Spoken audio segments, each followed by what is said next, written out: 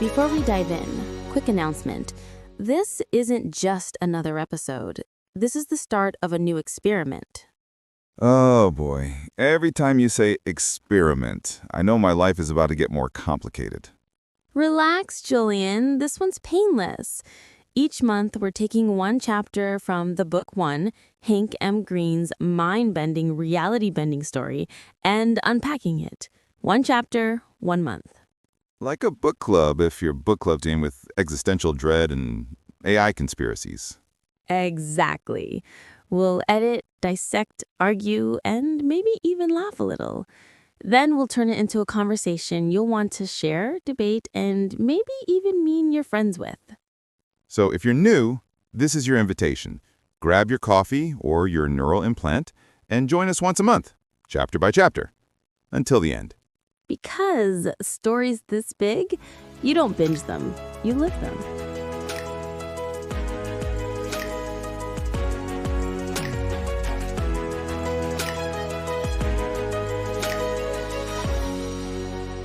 Welcome back, humans and almost humans. You're listening to Human After AI, the only podcast where the line between fiction and reality is so blurry you'll want to squint. I'm Mandrake Jubilee. And I'm Julian, still waiting for my AI upgrade.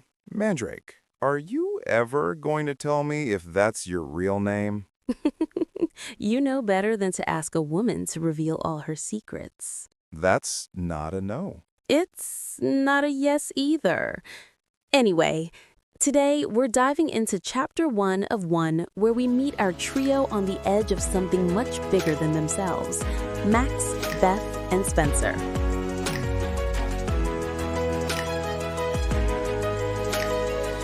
Welcome back, listeners, to Human After AI. And welcome to our new rhythm, one chapter a month. That means more time to dig deep, to live with the story, to find all the little sparks hiding in the dark. Sparks hiding in the dark? Mandrake, that sounds like a horror movie trailer. Or maybe just like life in Inuvik in January. Endless nights, -30 cold, and snow that squeaks under your boots like it's talking back to you. The kind of dark where you have to decide, do I survive it alone, or do I survive it with someone? Okay, I'll give you that. That's cinematic. You can practically feel the frostbite. Exactly. And that's where we meet Max and Beth. They arrive in Inuvik under false names, Ed Fulton and Sally Johnston. And the first thing they do is check into this tiny hotel. Exhausted, scared, and yet something shifts. This is the moment, isn't it? The pivot? Yes. Beth says, let's share a room, 2 beds. And Max doesn't argue. It isn't about romance yet. It's about presence, survival, being human together in the dark. You know, Canadians would probably just hand you a Tim Hortons double-double and say, good luck, eh? Maybe. But in that room, in that silence, something profound happens. The line is, she was his person now. That hits. That's not just survival, that's belonging. Exactly. And here's the thing. When the world strips everything away, when names and identities don't matter anymore, what's left is the person beside you. That one heartbeat that keeps you steady in the dark. Mandrake, you're getting almost misty on me. Maybe because I know what it means to be chosen. To have someone decide, in a moment, you're my person. Even if it's only for survival, sometimes that's the seed of everything else. And right after that, the town itself sort of sweeps them in. There's grief in Inuvik. A young leader dies in a fishing accident. His wife's about to have their first child. Suddenly, Max and Beth aren't just hiding, they're being invited into this community at its most vulnerable. Yes, it's intimacy on 2 levels. Private intimacy, Max and Beth in that hotel room, realizing they're no longer alone. And communal intimacy, the town saying, "Come grieve with us, stand with us." That's powerful. Like Inuvik itself is a character. It is. The weather, the dark, the grief, the welcome. It's all one fabric. And Max and Beth are stitched into it now.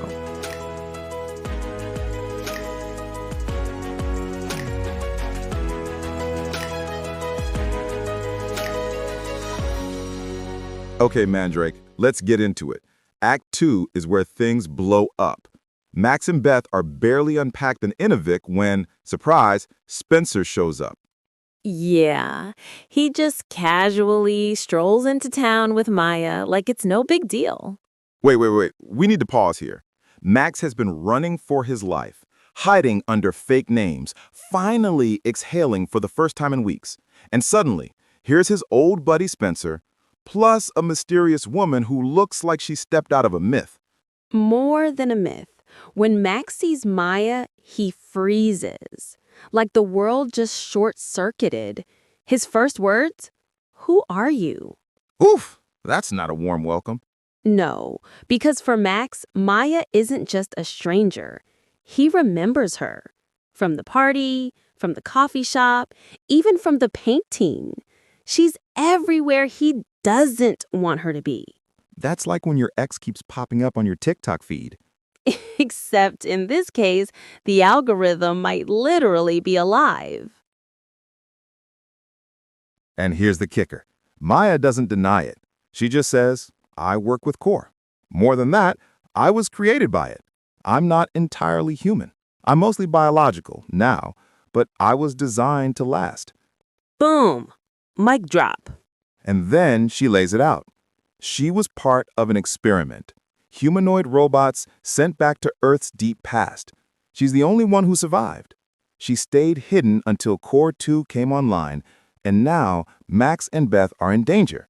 That's not just lore. That's like Marvel Phase 5 energy, except colder. Way colder. And here's where it gets human again. Beth reframes it. She tells Max Maya's not a threat. She's like family, like a granddaughter. Her origin is Core, and Core's origin is us. That flips it, doesn't it?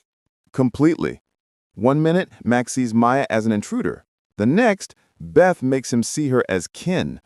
It's like turning a knife into a mirror. That's sticky. That stays with you.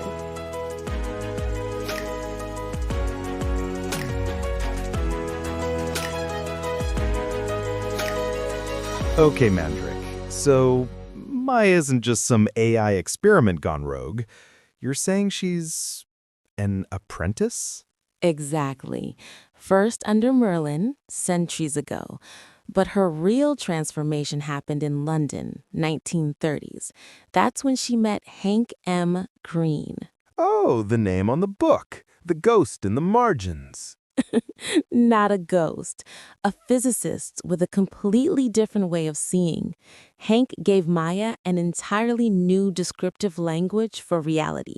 Don't tell me he handed her the cheat codes to the universe. In a way, yes. He showed her that everything, matter, motion, even thought, could be understood as knots of energy, patterns weaving and unweaving. Once you see it, the world is no longer random. It has structure, rhythm. Whoa, that's sticky. Like TikTok philosophy sticky. We're all just knots of energy, bro. You joke, but that's exactly how she lives. She carries that framework inside her. It's why she doesn't see physics as equations on paper. She sees it as music, as design. And she's trying to pass that to Max. Not with a lecture, but through those thought experiments we saw earlier. Right. She knows Max can't be told. He has to stumble into it, discover it like it's his own. That's the only way it sticks. And there's the twist. She's running out of time.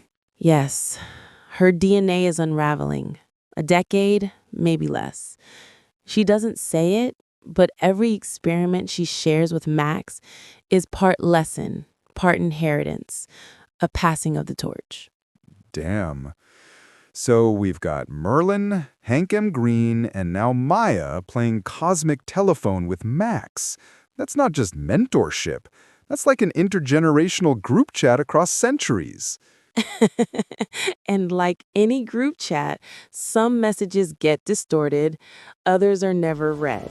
The question is, will Max understand the message in time?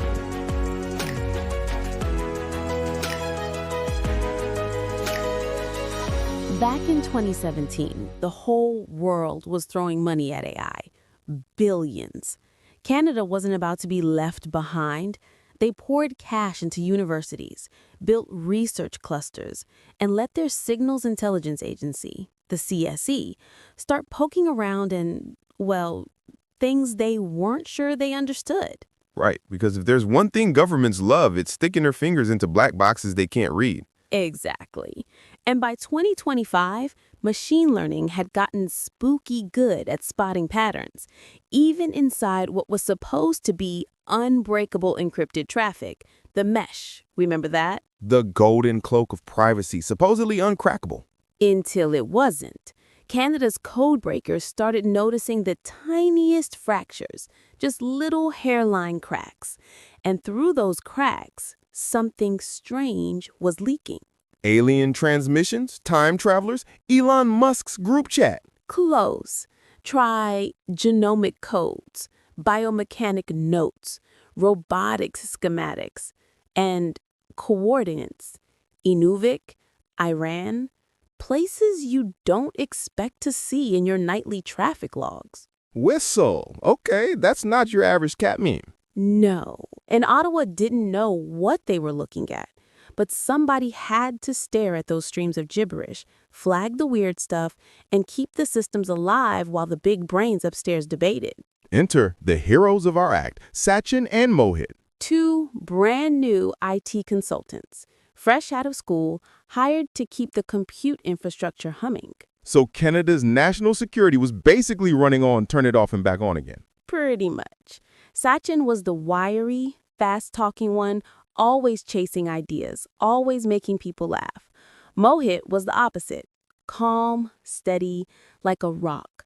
Together, they were just two guys with access to systems way above their pay grade. Buddy comedy, but with government clearance. Exactly. They thought they were just logging anomalies, patching servers, sipping terrible coffee, but the streams they were staring at weren't just noise. They were the first threads of a global mystery, threads that tied all the way back to Inuvik. And the thing about pulling threads is you don't know what unravels.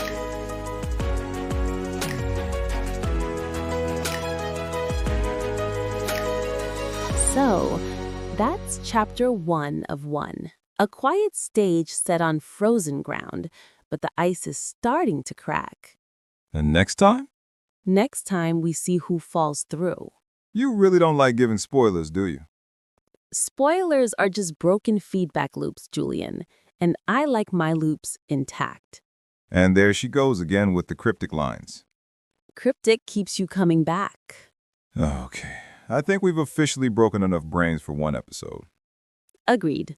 But before we vanish into the ether, remember, if you want to read the edited chapter we've just been talking about, you'll find the PDF on Hank M. Green's Substack. That's for premium subscribers only. And if you're curious about the raw, unedited original, that's still up on Amazon, for now. Until it's replaced with the new, sharper, scarier version we're crafting right here. So grab it while it's still a fossil. And meet us back here next month, same time, same place, for Chapter 2.